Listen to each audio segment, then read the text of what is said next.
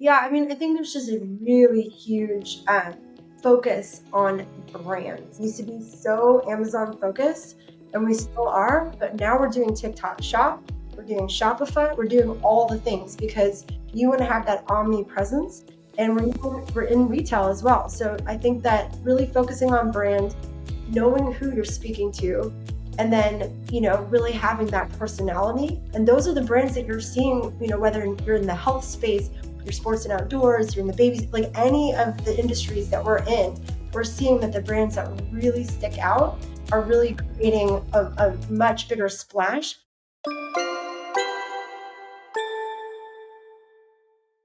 Welcome to the Ecommerce Marketing Podcast, the highly rated digital marketing podcast that provides weekly digital marketing tips and strategies from some of the world's top digital marketers and e-commerce entrepreneurs that will help you take your digital marketing to the next level. Sit back and enjoy this power-packed episode hosted by Arlen Robinson, who is an e-commerce entrepreneur and digital marketing expert with over 20 years of experience. Hey, e-commerce marketing podcast listener. Are you looking to increase traffic and sales to your website? You can do this by launching your own affiliate program. Just visit getosi.com and sign up for a free trial today. That's getosi.com. Now get ready to hear from your e-commerce marketing expert of the week as they drill down to give you details on marketing strategies that can help grow your business. Welcome back to the E-Commerce Marketing Podcast, everyone. My name is Arlen, and I am your host. And today we have a very special guest, Athena Severi, who possesses an extraordinary talent for fostering communities fueled by success, collaboration, and innovation. With over 15 years of experience, she excels in curating high-level networks of industry leaders and orchestrating transformative events worldwide. As a sought-after speaker and relationship-building expert, her work with Titan Network, China Magic, Seller Events has earned her acclaim as an inspirational figure in entrepreneurship, delivering the blueprint to help others build multi-million-dollar Amazon brands. Whoa. Athena's ability to nurture connections that catalyze explosive business growth sets her apart as a visionary in the field. Wow. Welcome to the podcast, Athena. Thank you for that intro. I think my life's complete. No problem. Well, yes, as I've read, you've done a lot, of course. Seems like you've, been involved with, a lot of brand building, I guess, if you could say, like maybe, which is probably what sums it up the most. And so quite an extensive background there. And, today we're going to be talking about, building brand empires and really how a business, e-commerce business specifically, can transform, their typical business norms, with multi-million-dollar, ventures. And, really, how does a brand, because a lot of our listeners are trying to get there. What we always hear about is the first million is always the most difficult to earn from any business. And I think you're going to be able to shed some light into some things that a brand can do to get beyond that barrier. And, I guess after that, the sky's the limit. But before we do get into all of that, why don't you tell us a little bit more about your background and how specifically you got into what you're doing today? Sure. So I never went to high school, never set foot in high school. And so I don't come from a normal university background. I was aching to get into business, and I've always been an entrepreneur since I could speak. I got into the Amazon game after, finding out that a friend of mine who was going to quit our 6-figure consulting firm job to sell physical products on Amazon. And I laughed out loud when he told me that. I'm like, you're selling kitchen products on Amazon and you're going to quit this 6-figure job. And he said, yeah. And he showed me his Seller Central, and he showed me how much money he was making every 2 weeks. And I said, whatever that is, give me a piece of that. And, that was about 10 years ago, and I've never looked back since. So I've been in sort of the e-commerce, brand building, Amazon space for about 10 years. But I think a huge part of all of this, and what I'm excited to talk about today, is being able to find success without the scars. How to rapidly kind of grow your business by seeing sort of the successful actions that others have taken, and being able to emulate those, therefore speeding up your own progress. Gotcha.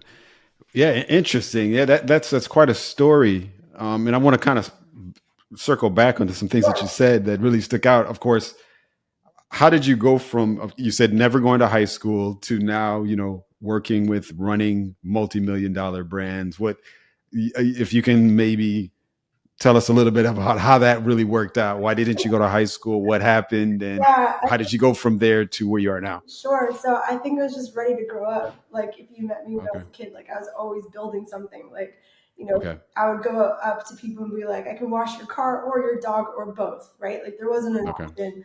I'd make, cookie companies and carnivals and concerts. I was dating a bassist when I was a teenager. I was like, you're a rock star. I'm going to make you a concert, So I was like always just building something, right? And Okay. my parents are artists, so I guess they're a bit more, lenient with me on my goals and dreams. And I just Okay. like school's not for me. And I started selling magical colored pens at Universal Studios. So I think that was Oh, wow. actually a very interesting first job for me, because I had to learn how to take a product, a simple product, and turn it into a show. And so I would get, people, and I knew sort of the different things to say, like if it was a parent or if it wasn't. And so I think just early on, like learning about product and learning about your ideal customer and then how to create sort of that connection, that was an interesting one. But I went from there to working in Hollywood. So I would do events and seminars and trainings for artists. And what's really interesting about Hollywood, and actually in a lot of fields, is the people that are teaching and coaching are usually people who've never done it themselves. And so let's say you want to be a successful musician or an actor. Don't you want to learn from someone who's actually had tremendous success and hits and done movies and all the things that you dream to do? And so I think that this one concept really has propelled my entire life. So in Hollywood, I started to go to events and things and connect with, A-list celebrities and have them come in and actually do workshops for other artists on how to have success in Hollywood. And so, fashion shows, events, and that's really where I learned how to wow people. But fast forward a little bit more, I got married and had my first son. Hollywood wasn't a good, environment for me, to try to start a family. So that's where I started to work for a consulting firm. And it was a dead end job. And I think that that's one of the things that really motivates me with everything that I do is I just remember looking around at my job and seeing, the people who are in their 60s or early 70s who've been working there for 20, 30 years, and they had nothing to show for it. Right. And I was just noticing the amount of time I was putting into my work and into what I considered to be, my future. But I wasn't spending time with my kids. I wasn't making any progress. They say you'll never be your boss's neighbor because usually the guy at the top is the one that makes the money, right? And so that's kind of, I think, a huge part of it was, wanting to get out of that sort of dead end job. Yeah, that's quite a story. And it just sounds like, like you said, it's not the typical trajectory of, entrepreneurs, and it sounds like you had some really open-minded and lenient parents because, a lot of parents would have been like, nah, it's not going to fly. You never get out of high school no matter what they do. But yeah, like at the time, my parents were like, I wanted to homeschool myself and I just didn't do it. So, Gotcha. that happened. Gotcha. But I will say what was interesting is everything I've learned through the education of life. Right. And I think that there's a lot of value in that. Yes, for sure. And I've heard so many people say that, not that there's, of course, anything wrong with the formal education or anything like that, but a lot of what you really need to be successful, you learn on the job. And I think a lot of what education helps you do, and depending on, your major and the things that you focus on in college, I think what it really prepares you to do is problem solving. That's right. So, and that's one key thing that I know I learned from my education is just problem solving, figuring out how to get, from point A to point B, getting over obstacles. And, 100%. that's a skill that, I think is really invaluable for sure. It's funny because in my network, we've got people who are doing, millions and millions. And there is no right or wrong pattern. There's some people who are highly educated, some people who aren't, some people come from very wealthy backgrounds, some people don't. Like, it just seems there's a pattern of persistence, professionalism, consistency, ambition, drive. Like, there are some consistent things within, all the data that we've gathered on who our most successful people are. But in terms of their backgrounds, their belief systems, where they come from, any of that, we're not seeing any consistency in any of it, which is really interesting. Yeah, very interesting. Now, kind of going back to either your journey or the journey of, an entrepreneur that you've either worked with or you're familiar with, one of the things I mentioned at the beginning is that, and you kind of pointed to it as well, that a lot of business owners, entrepreneurs, they're grinding. And a lot of times they still don't quite have any much to show for it. And they're struggling even just to get that first million. What would you say, or how would you say, let's say a brand that's listening to this, they're in that trap and they're trying to get there. What are some things that you'd have to do in order to kind of break down that barrier, obtain that first million, scale the business? Is it a particular mindset, or is there certain things that you either did yourself or that you saw other brands do? Yeah, I mean, we can break it down in many different ways. I think one of the core things, which we can talk about in a second, is really learning from people who've figured it out. Right. I see too many people try to save money by doing things themselves, right? Mm-hmm. I was one of them. I remember when I tried to take my first photos of my first product, I didn't want to spend the money on a proper photographer. So I got a light box, I got kind of a cheap camera, and there I was trying to do my own thing, right, to save money. But there's a lot of sayings out there about, like, the lazy works double, right? Or in terms of being cheap, sometimes that really doesn't work in your favor. So one of the things I see a lot, because my network, Titan Network, we work with people who are brand new to selling on Amazon, all the way through guys doing, tens of millions, right? Mm-hmm. And I just see that people coming in, they don't always have the right product. They didn't know how to source that product correctly. They're not differentiating their product properly. There's not the right kind of profit margins. They don't know how to properly attract both the human element and the technical algorithm of whatever platform they're working on, right? People think, okay, I'm going to get started. All I need to do is just find a product, throw a label on it, throw it up there, and hope that it's going to all work out, right? Mm-hmm. It doesn't. You need to be able to drive traffic if you're on Shopify. And if you're on Amazon, you also need to be able to trigger the algorithm into thinking that you have a great product, right? So there's so much to know about launching a proper brand. And then another part of it is the economics. Some people are not thinking with, okay, I'm going to buy the product at this base cost, the shipping costs X amount, right? And then advertising, like, they're not thinking with all the little costs within the product. So they think, oh, I can buy this for $5. I can sell it for 10. I'm going to make $5. No going. It's going to be like negative $2 on every one of those things, because you've got ad spend, you've got, a lot of things. And so I think a huge part of this, and it's funny because this applies in the beginning, this also applies to $1 million brand as well. There's things to know to make you a true professional, that when you really understand the game, you can leverage that and play it to win. Yeah, for sure. And, as a business owner, I've been there. Every business owner has been there, where, like you said, trying to save money and trying to, weigh out doing things on your own, going cheap when it comes to products or product, sourcing, as opposed to spending that little bit of extra, or, getting somebody else to do it, outsourcing it. It's a tough thing. And, like I said, I've been there, I've done it before. We've gone cheap. We've tried to do too many things on our end rather than to just pay people. And, sometimes it's a tough lesson. And I think you have to get to the point where you gotta get just tired of, just doing too much.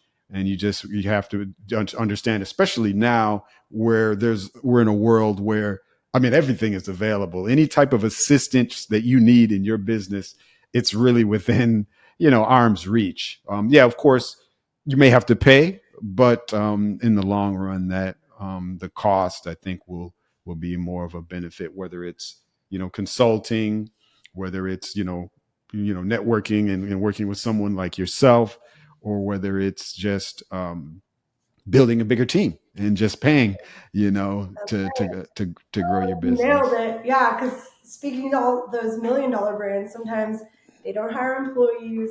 Yeah. They don't grow. They just kind of try to do everything themselves, and then that also kind of slows down their progress. So I think Right. a huge part of it is also like really understanding where you're going with this business. Correct. If you want to build something significant, like you've got to understand what is your number that you're trying to make personally, where are you Mm-hmm. going goals wise. Building $100 million business is not for everybody. The level of stress and risk that it takes a lot of your soul to be completely honest. Yes, very true. And so, like, I remember one time when I was in China, I have a trip to China called China Magic, and we were having this chat. There's about 50 people there, and I said, okay, who here wants $100 million business? And they all raised their hand, right? Sure. Cute. Okay.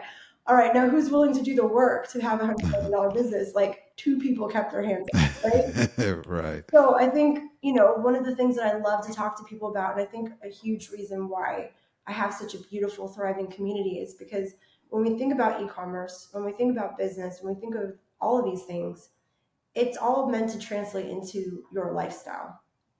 Right. And your priorities and who you are and what you're trying to achieve, right? Mm-hmm. So I think it's very important, no matter where you're at in your business, that you really have like a heart to heart with yourself, with your family. Like, okay, I want to make a 7-figure business. Mm-hmm. And I want to do that in the next 12 months. Cool. Let's break it down. What does that actually look like? How many products do you need? At what price point? What do they need to be selling at? Do we have the resources to build that out? If we get our first order, can we afford our second order? Mm-hmm. Do we need to take out a small business loan? Like, people are super cool at putting, a few $100,000 in debt for college or for a house or for, a car or something, but, they freak out about a $10,000 or $20,000 loan to build their business. You know what I mean? Right. But to do it right, it's very difficult to build any kind of business off of $500, or $1,000, like some people try to say online that you can do, right? So I think the thing is like, okay, you want to build and a 7-figure business isn't that crazy. I have so many people that I know that built, $1, $5, $10 million businesses you would never imagine would be able to do that, right? So it's not that hard, but you do have to break it down and figure out what are the actual steps to get you there, and then know how to do those steps. And like we talked about, instead of getting the light box, to kind of fast forward that story, I was selling like two to 4 headbands. My first products were these yoga headbands, and with my crappy photo, I would get like 1, 2 sales, this and that. Finally, I went all out, and I got like a proper photo shoot with models and everything. Started to dominate my category. It became this number 2 headband in the Amazon space, and that was my first product, just because I actually invested in a proper course where I learned how to do it, in proper photos, and I really dedicated myself every night to learning my craft and just putting one foot in front of the other. And within 4 months, I was able to quit my 6-figure job. Wow. Okay. Yeah, that's awesome. Yeah, a lot of it is just, a lot of people want these things. There's an aspiration to achieve the goal, like you said, the $100 million business. But all right, the question is, are you going to be willing to do everything that it takes? And in order to do that, you do have to lay it out. So I know a lot of brands aren't, they want that, but they may not be willing to do the work to kind of get there. And so in a way, they're kind of scared to lay out everything because they already know it's a long journey, and it's not easy, but you have to be willing to commit.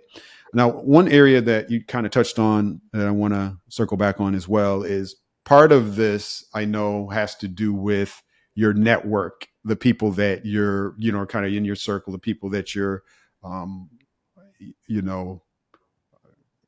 talking to in your business and to grow your business. And you've done a great job in developing a high level network.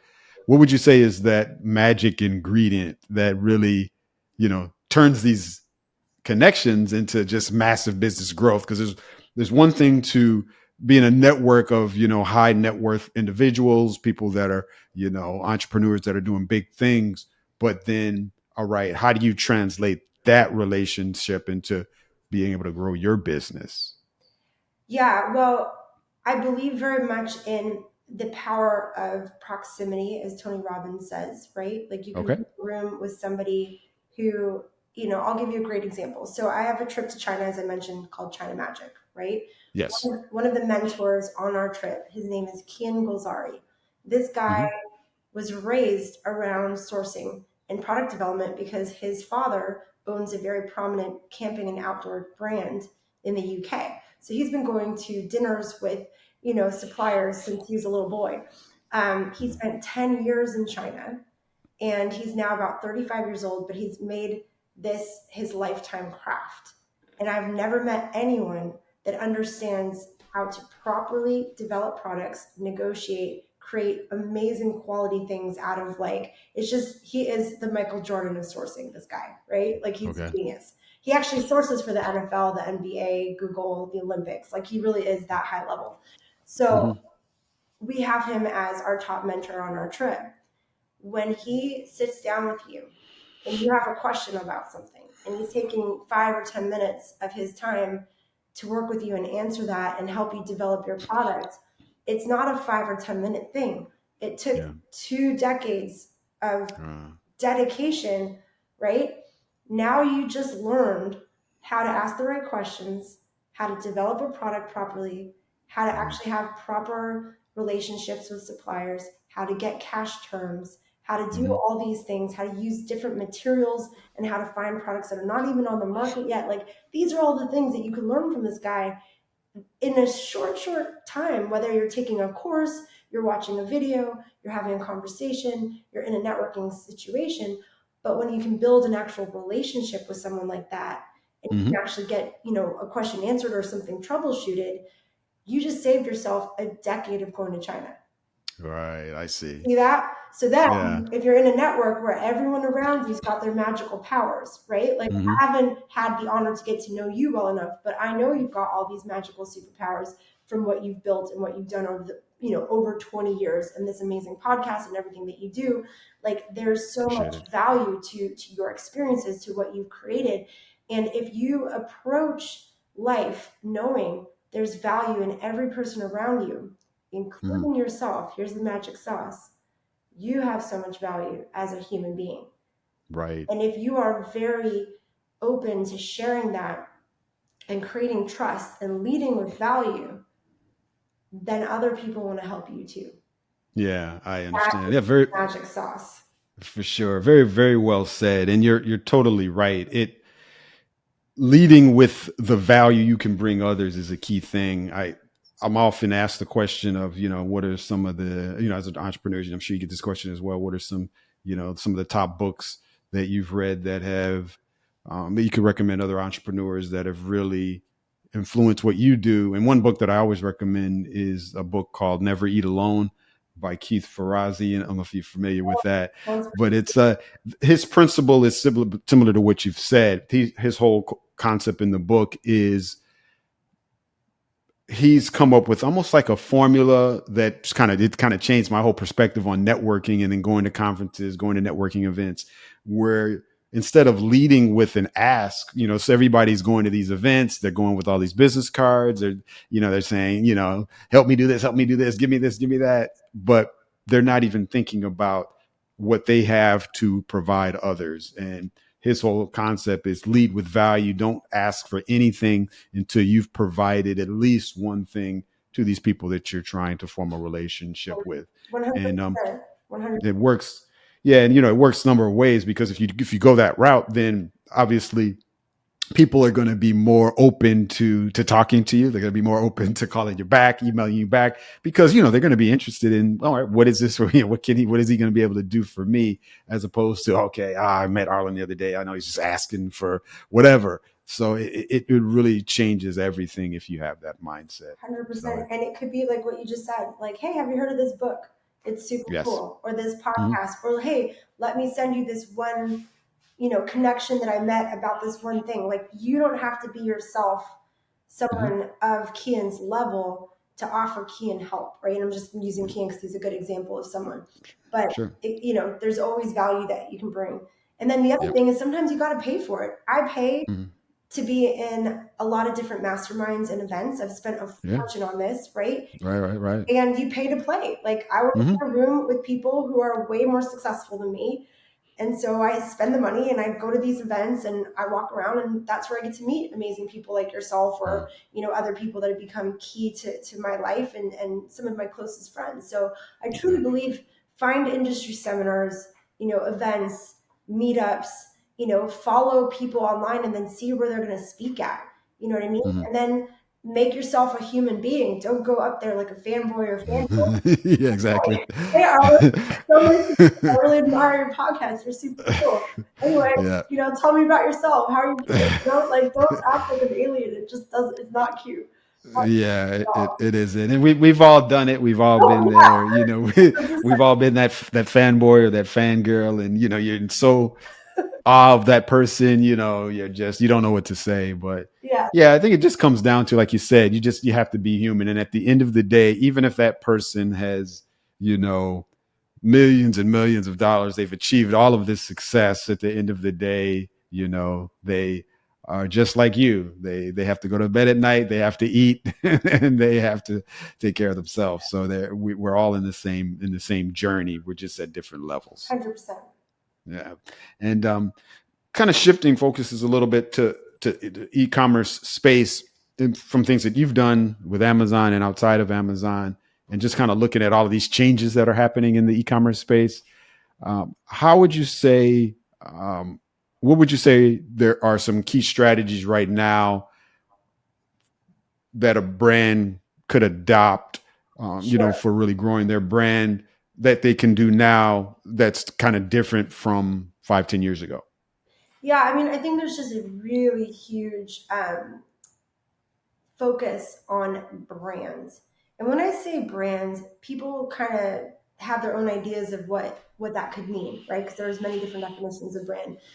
You want loyalty, you want uniqueness, you want to really speak to your audience, and it's more important than ever with social media, with TikTok Shop becoming so prevalent. People want it. They want something they can get behind, right? And if you look at even like Liquid Death as like a brand, right? Like, it's freaking water. They just repackaged water. Exactly. They made it weird with skulls and stuff, and all of a sudden it's a $1 billion company, right? Yeah, Like, it's there's, unbelievable. yeah, and people think like, oh, there's no new ideas, there's nothing. I mean, I have a guy in my community who reinvented men's grooming products, right? He has built I mean, this guy's doing tens of millions of dollars a year because he has a quirky name. It's called Happy Nuts, right? And you can Okay. look up his brand. It's a fantastic, very humorous brand that Hmm. people even buy sometimes as a birthday joke, right? But it Right. works, and the humor works, or I could name so many of these amazing brands that we have within our network, and they're creative and they're unique and they connect to their audience. So I think it's really important for people to invest in their own IP. Also, omni-channel is more important than ever. We used to be so Amazon focused, and we Hmm. still are, but now we're doing TikTok Shop, we're doing Shopify, we're doing all the things because you want to have that omni presence, and Yes. we're in retail as well. So I think that really focusing on brand, knowing who you're speaking to, and then really having that personality. And those are the brands that you're seeing, whether you're in the health space, your sports and outdoors, you're in the babies, like any of the industries that we're in, we're seeing that the brands that really stick out are really Hmm. creating a much bigger splash. And a lot of Yes. that also comes down, and it's understanding your audience, being able to be omnipresent, but then a lot of it also has to do with the product development and sourcing. Hmm. That is such a big part of it. And some people think you got to be so creative. One of the things that we talk a lot about, and this is so valuable. You want a little tip here? Okay, you ready? Sure. Sure. Okay. Yeah. So many people undervalue their suppliers. And sometimes the supplier of your product has been in this particular industry for decades or generations. right? So you can work with your suppliers to find ideas, materials, unique ways of doing things that you would have never thought of. And you can even tell them, like, one of the things that I do is, let's say I'm selling a kitchen product that is like a lemon zester or something to do with lemons. I'll literally go to my supplier and say, create anything and everything you can think of and send me a box of all of it, right? There could be 10, 20 products in there. And then and this has happened to me, like one of my most successful products ever came from my supplier just sending me ideas. And it's funny because one sample could cost, let's say, $80 or $100, right? Sure.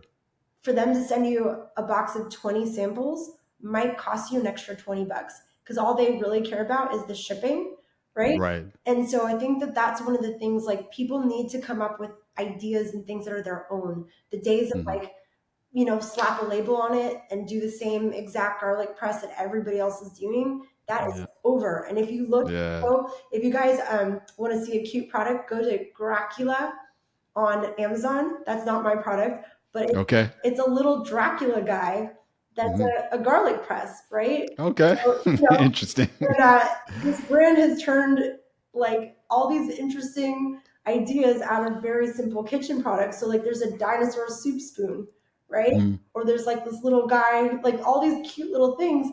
I buy them just because I'm kind of obsessed with having silly things in my kitchen. So I love it. And it became one of the top brands on Amazon because they're thinking so far out of the box. You see what I mean? Gotcha. So I think that is so key. And then you've got to know your stuff. Here's another one. Let's talk about PPC for a second, pay-per-click, right? Especially on Amazon, you've got to understand the buyer intent behind the campaigns that you are putting out there, right? So what do I mean by that? If you have a product that is not subjective, so there's no opinion or shopping needed, right? So men are usually less subjective than women. When I say subjective, it's like you get really into the details and into the shopping, right? Sure. And so if you have, let's say, baby blankets with like patterns, for example, women might have a lot of time on their hands when the baby's newborn to sit there and look at patterns, and they might want to look at page 8, page 15, and page 20 full of all the blankets, right? Because they just want to see, do I like the giraffes or do I like the zebras better, right? So that's a subjective product. A garden hose, probably not very subjective. I want a garden hose, it's a garden hose, it's a garden hose, right? Yeah. So a lot of people in e-commerce, they do not think with their campaigns and differentiate them based on the buyer intent of their products, right? So these are all the little nuances to really understand to dominate your category, because a lot of people are spending on products that they shouldn't be spending, and they're not eliminating that from their keywords, right? So there's just so many little details that when you fully understand who you're marketing to, solving problems for that market, creating differentiated products, working with your supplier to get fantastic terms, also really understanding your cash flow. That's such a massive, important part of what we do, right? Being able to get, when I talk about supplier terms, I'm talking about like, how much money are you putting forward to purchase your product versus, so some people, they'll do like 30% down, they'll pay the rest of it 70% upon shipping their product. One of the things we work on is, let's say 10% down, and then 90% of it 60, 90, or even 120 days after the product's landed in the US. So think about what that does for your brand in terms of your ability to sell through the product and not needing as much cash up front. And all of that's done through supplier negotiation, right? Yeah, and so all these little baby details, Arlen, as you know, are all the little key things that when you've got them all aligned, you can actually scale a business. And without those things being aligned, you might not have the profitability. Yeah, you might be for sure on, things that don't make sense. So like, these are all the little feedbacks from the last 10 years of my life. There you go. Okay.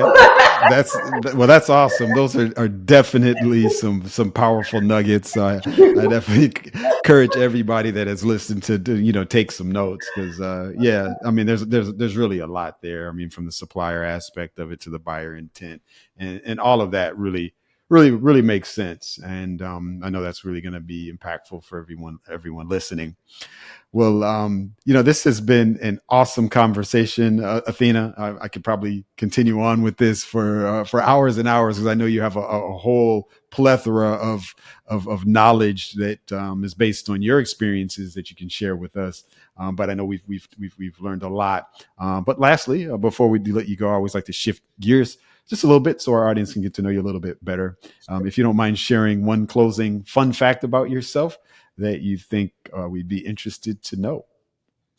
I think my biggest motivation and passion is to be able to help my children to live beautifully.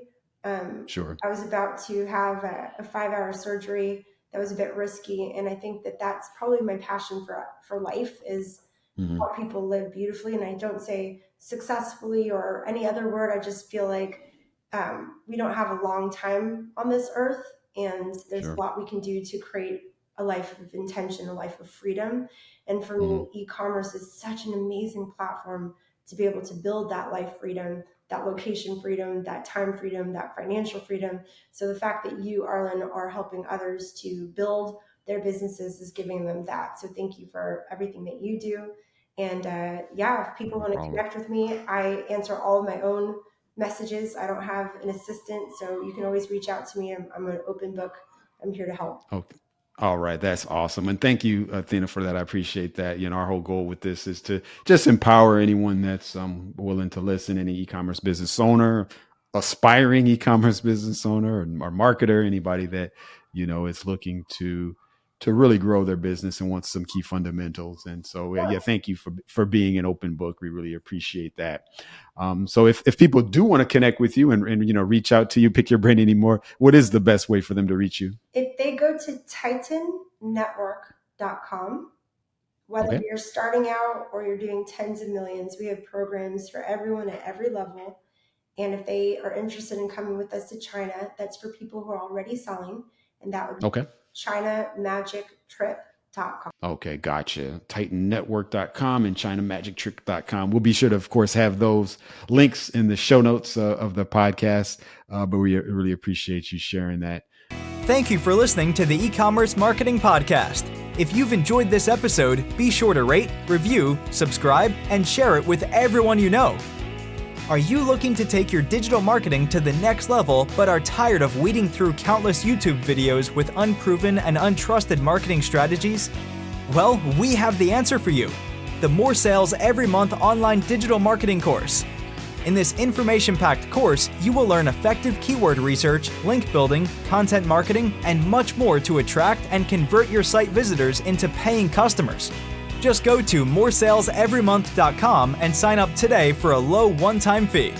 In addition to this power-packed course, if you would like to get access to a growing repository of digital marketing articles, PDFs, and ebooks, check out getosi.com/resources and opt in to get full access to our library of priceless marketing information to help you take your digital marketing to the next level.